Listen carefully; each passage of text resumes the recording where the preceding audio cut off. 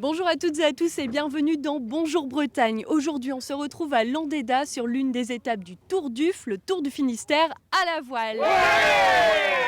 Cette année, la course fête ses 40 ans, mais avant de la découvrir, on regarde l'actualité bretonne.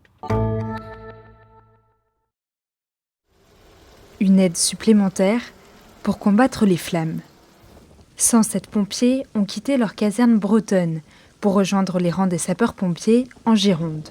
Un élan de solidarité essentiel pour les pompiers bretons. Et la motivation est à son maximum. Il nous a même fallu trier les candidatures. C'est une situation exceptionnelle, on dit hors norme. Et donc participer à ce genre d'intervention, ça doit marquer une carrière. Et puis au fond, c'est quand même la solidarité de la corporation des sapeurs-pompiers. On sait que quand l'un ou l'autre est en difficulté face à des interventions particulières, la mobilisation extra-départementale ne pose vraiment aucun problème. En une semaine, le feu a déjà ravagé plus de 42 000 hectares. Les conditions sont difficiles, il arrive sur nous, avec des interventions qui sortent de la norme, comme en témoigne ce pompier breton en poste en Gironde.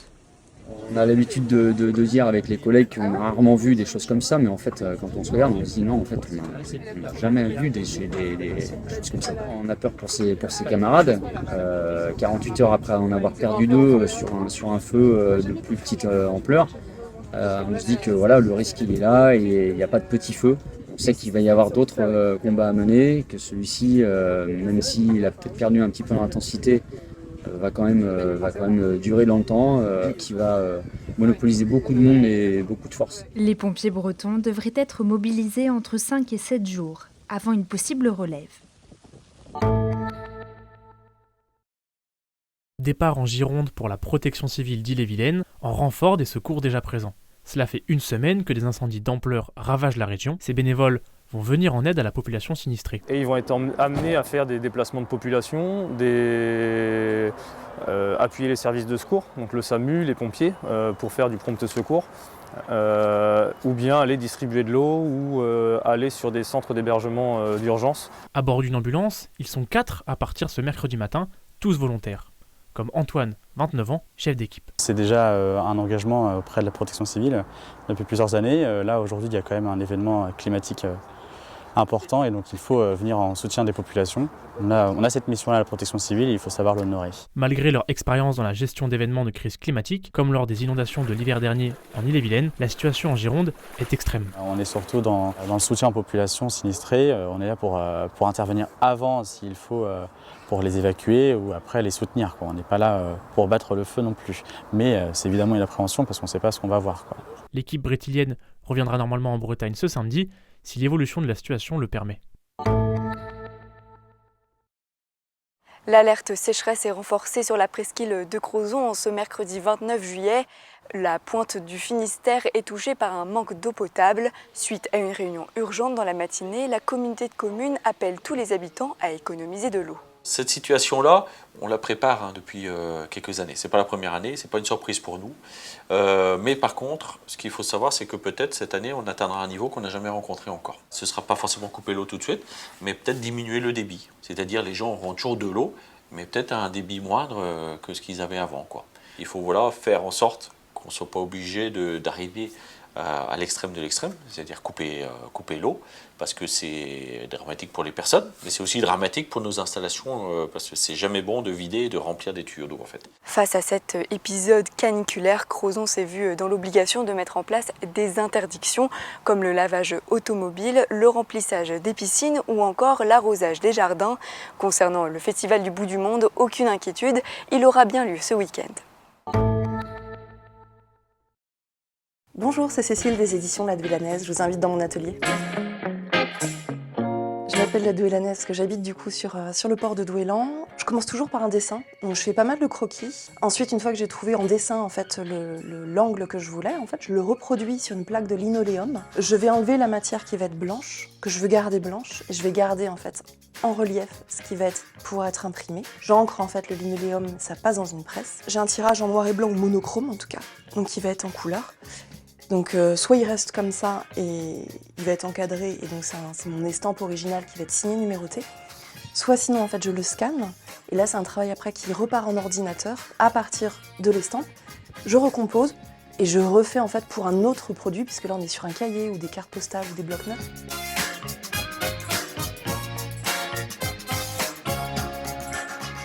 J'ai commencé par de la photographie, donc photographe de reportage. Je me suis orientée après vers la communication. Et il y a un âge en fait où je me suis dit que je m'étais un peu éloignée de mes rêves et il fallait que je réoriente et faire exactement ce que j'avais en tête depuis longtemps.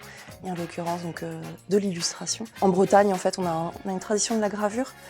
Et étant passionnée d'iconographie bretonne et d'illustration en fait, je m'y suis mise en fait naturellement et ça me permettait de créer des histoires. Alors là c'est assez facile qu'on habite ici je trouve d'être inspirée en fait par la mer parce que là elle est vraiment omniprésente. Je suis une passionnée d'extérieur, donc ça peut être la pêche, le surf. Et donc du coup en fait il faut juste observer son quotidien et après ça se retraduit, ça décante et je le retraduis et je le réinterprète à ma façon en dessin, en gravure.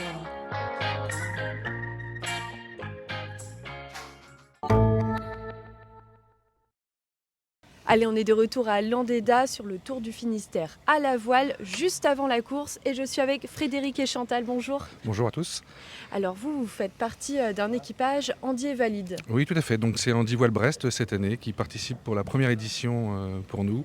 L'objectif est de partager avec des gens en situation de handicap, de faire tous ensemble cette course et d'essayer d'arriver à atteindre l'objectif d'aller jusqu'au bout de cette régate. Vous Chantal, ce n'est pas la première fois donc.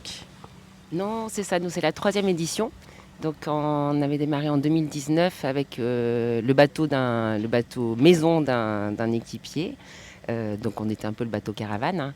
Depuis, l'année dernière, on a recommencé. Donc c'était quelque chose qu'on souhaitait refaire parce que ça nous avait beaucoup plu. Et vous souhaitez montrer aussi que donc la voile, c'est accessible à tous. Ah, tout à fait, c'est l'objectif et c'est tous ensemble. Chez nous à bord, donc on est trois valides et 3 Andis et tout le monde tourne à chaque poste.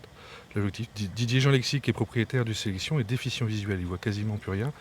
Mais c'était un fin régatier avant de perdre la vue. Et aujourd'hui, il peut barrer tout seul et il fait tout à la sensation. Et ensuite, nous, on est ses yeux pour pouvoir le guider sur l'eau, sur le plan d'eau. Et ensuite, on tourne à tous les postes. Et le bateau, l'avantage, c'est que c'est sans fauteuil, justement. Régulièrement, j'oublie quand on sort du bateau. Moi, je ne sais même pas où est mon fauteuil, en fait. On me dit, au fait, il est le fauteuil. Donc voilà, pour moi, c'est ça. Je fais du bateau parce que je ne veux pas avoir de fauteuil pendant que je fais de mon sport. Donc en général, c'est 2 à 3 personnes en situation de handicap, suivant les capacités de chacun. Donc moi, c'est mon bateau, je le barre. Hein. Et je laisse la barre, bien sûr, à qui veut aussi, mais je suis la seule non mobile sur le bateau. Oui, c'est possible de débuter ou il faut quand même avoir des bases. On a des supports adaptés qui nous permettent de faire des débutés, de mettre en confiance les gens en situation de handicap. La peur de l'eau, souvent, freine, mais on les met en confiance et ensuite on les montre sur différents supports. Et puis, c'est soit la compétition, soit du loisir. C'est tout ce en fait, chacun vient chercher ce qu'il a envie dans la voile et ensuite on fait découvrir l'ensemble au quotidien. Et pour vous, que représentait donc le Tour du, c'était important de participer cette année ? Alors c'était essentiel pour nous de participer quand on voit le sourire de tous les régatiers qui reviennent à quai le soir. C'est une compétition sur l'eau et comme je disais tout à l'heure, c'est aussi un moment de convivialité quand on se retrouve sur le ponton.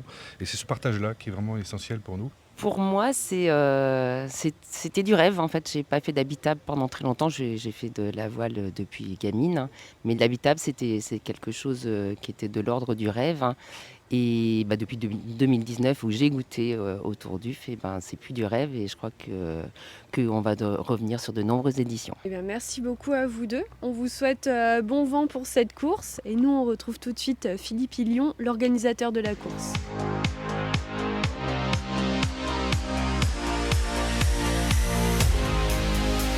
Bonjour Philippe, alors le départ de la course a eu lieu hier à Roscoff. Qu'est-ce qui attend les équipages pour le reste de la semaine ? Donc aujourd'hui, ils vont se rendre sur la Nildut, après route directe sur Camaret. Après Camaret, on descendra sur Douarnenez, où là on a une étape sur deux jours, parce qu'on a une étape en inshore, donc en rade de Douarnenez, et après départ à 19h pour l'étape de nuit, où donc on sera route directe sur Port-la-Forêt, où se situera la ligne d'arrivée. Est-ce qu'il y a un moment où les équipages vont devoir être un petit peu plus vigilants ? Alors pour beaucoup, le mythique du Tour du Finistère, c'est aussi l'étape de nuit. Beaucoup de coureurs, entre autres, il y a des aguerris, mais bien sûr, il y a des gens qui sont un petit peu débutants. Et le fait de se retrouver en groupe comme ça facilite, entre autres, le passage de certains caps. Et puis l'étape de nuit est rassurante pour eux. Il y a toujours quelqu'un ou devant ou derrière. On ne peut pas être perdu. Et donc le Tour d'Uf, comme on l'appelle, Oui. fête cette année ses 40 ans. Oui, le Tour du fête ses 40 ans. D'ailleurs, on a eu la chance d'avoir les 4 premiers organisateurs au départ à Roscoff, qui étaient enchantés de voir. Ils ont commencé avec 32 bateaux. Aujourd'hui, on est à 110 bateaux. Le record de bateaux qu'il y a eu sur le Tour du c'était 117 bateaux. Mais à l'époque, c'est vrai que les bateaux faisaient 8, 9 mètres. Étaient des bateaux où ils étaient à 2, à 3 par équipage. Nous, là, on est 110 bateaux qui vont, on va dire, de 8 mètres 50 jusqu'à 17 mètres, puisque Penduic 3 est le plus grand bateau, 17 mètres. Et ils sont jusqu'à 7, 8, 10 par bateau, 10 équipages par bateau des fois. Et donc il y a des événements aussi un peu spéciaux cette année sur la course. Oui, alors le Tour du Finistère a eu la chance d'être reconnu, éligible, on va dire, aux fêtes des 400 ans de la Marine nationale. Et cette année encore, la Marine nationale et la base de l'Envieux-Poulmic sera présente avec nous à Douarnenez. Et donc on aura des élitreillages dans le port directement visibles avec tous les spectateurs. Merci beaucoup Philippe, on vous souhaite bon vent à vous aussi pour le reste de la course. Et donc on le rappelle, l'arrivée aura lieu samedi 1er août à Port-la-Forêt.